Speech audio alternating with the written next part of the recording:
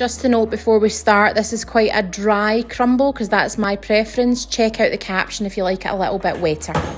Full ingredient list and method in caption. First thing I'm going to do is peel, core and chop into cube the 2 apples and add that into a pot with the blueberries and some other ingredients, but we'll get to that. So apples first.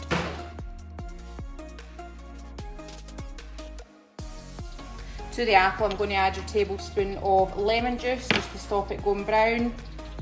And also the blueberries into here.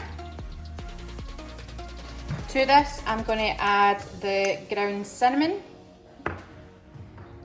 And this is where the nutmeg mill comes in, right? So if you've ever tried to grate fresh nutmeg, you'll know how hard it is. Look how easy this mill makes it. Look at that. So easy. So I'll probably say I'm going for about a ½ teaspoon of this as well. And then go in with your vanilla extract as well.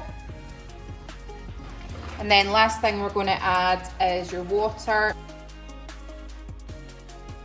Sorry, that was a lie, it wasn't the last thing. The last thing is sugar. So I don't add too much sugar. I'm going to put in about 20 grams. If you like it sweeter, feel free to add a little bit more, but that's all I think we need. So I've just turned the hob up really high to begin with. We're going to bring the heat right up, hit a boil, and then bring it down to a medium simmer. So as you can see, that's heating fairly quickly. So once you've hit that, genuinely bring it down to a medium heat, and we're just going to simmer that until it's reduced down how we like. So I'll show you it periodically. So this has been 20 minutes. As you can see, starting to soften. Don't be too put off by the time of the stewing. I'll put this in the caption because genuinely I was sitting through in the living room whilst this has done its thing. So I'm going to leave it for probably another 20 minutes and come back again, and it'll have broken down and softened further. And that's what we're looking for. Look at that bright colour, love it. So that's us after 20 minutes, nice and jammy looking. I'd say from about 10-15 minutes into the next session, just keep an eye on it and add another wee tablespoon of water if you need to. So I'm just going to put this base into my dish. This dish, which is the 22 centimetre, the 8.5 inch, is the perfect size for this dessert. So this is going to serve 2 people. But got a frying pan, I'm going to get onto the topping. I'm going to add in the melted butter and then toast the oats for a while. So to your melted butter, add in your oats, mix through, and then we're just going to toast them for approximately about 10 minutes.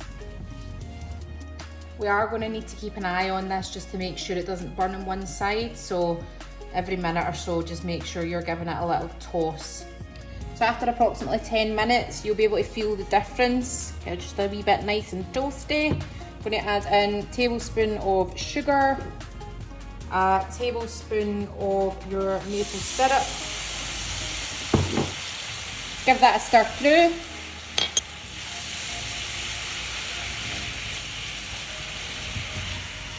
And then your last ingredient is your flour. So just add that in and stir it through.